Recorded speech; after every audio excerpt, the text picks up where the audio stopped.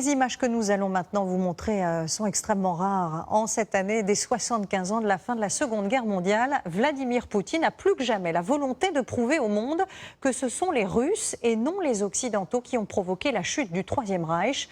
Parmi les preuves mises en avant, il y a ces quelques morceaux d'os conservés précieusement à Moscou, la mâchoire et une partie du crâne d'Hitler. Michel Scott et Thierry Valta ont exceptionnellement pu les approcher. Regardez. La Loubianka, le siège historique des services secrets, soviétiques puis russes. Le KGB autrefois, le FSB aujourd'hui.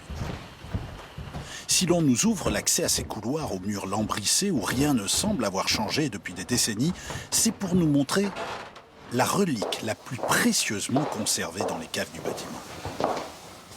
Dans cette simple boîte, la preuve irréfutable qu'Hitler est bien mort dans son bunker le 30 avril 1945. Ce sont ses dents? Oui, c'est tout ce qu'il reste d'Adolf Hitler. 4 fragments de mâchoire, très abîmés, avec beaucoup de prothèses et quelques incisives intactes. Leur authenticité ne fait aucun doute, alors que le mystère autour de la fin du chef de l'Allemagne nazie a pendant longtemps été entretenu par les Russes eux-mêmes. Hitler, que l'on voit ici 10 jours avant, lors d'une ultime revue de troupes, sait qu'il a perdu la guerre. Isolé dans son abri de la chancellerie, il décide de ne pas se rendre et de se tuer en compagnie de sa maîtresse Eva Braun. Voici sa dernière photo, quelques heures avant sa mort. Et les prélèvements montrent des traces de cyanure sur cette dentition, ce qui indique qu'Adolf Hitler aurait pu croquer une pilule de poison juste avant d'utiliser son arme, alors que les troupes soviétiques ne sont plus qu'à quelques centaines de mètres de son bunker. Ces derniers finissent par récupérer les restes calcinés et méconnaissables de plusieurs corps. Les Allemands disent avoir brûlé sa dépouille après son suicide, selon les ordres du Führer lui-même, afin que personne ne puisse la retrouver. Sans certitude absolue que ce soit vrai, comme le relatent les actualités de l'époque.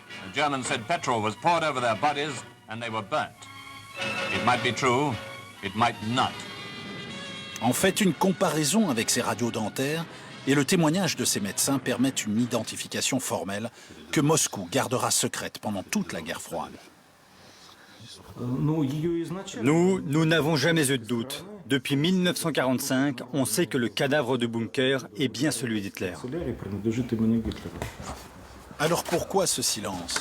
Pour Volodya Domlotov, un historien qui a étudié de près la question, Staline voulait laisser croire qu'Hitler était peut-être toujours en vie et que les Occidentaux le protégeaient. Jamais Staline n'a avoué la vérité.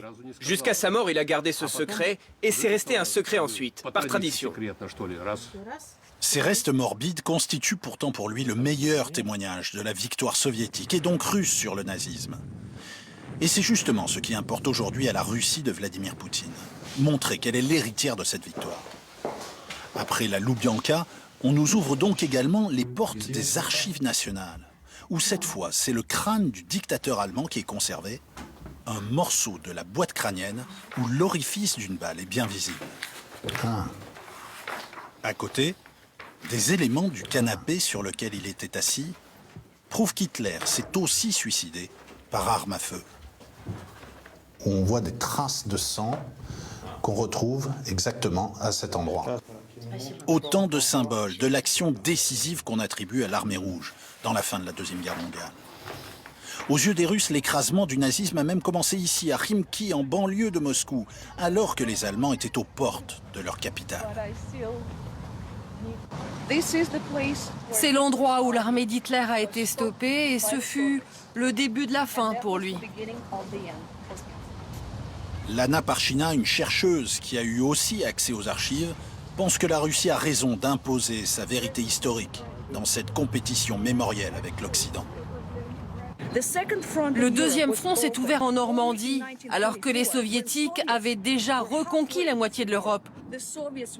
Ce sont eux qui sont entrés les premiers à Berlin, ce sont eux qui ont les premiers atteint le bunker, qui ont capturé les généraux allemands. Alors bien sûr, ici, on préfère passer sous silence les crimes de Staline et le fait qu'il ait été lui-même un allié d'Hitler au début de la guerre. Pour Vladimir Poutine, en honorant le sacrifice de dizaines de millions de Soviétiques hier, il s'agit surtout de célébrer le rôle de puissance majeure que la Russie entend jouer dans le monde aujourd'hui.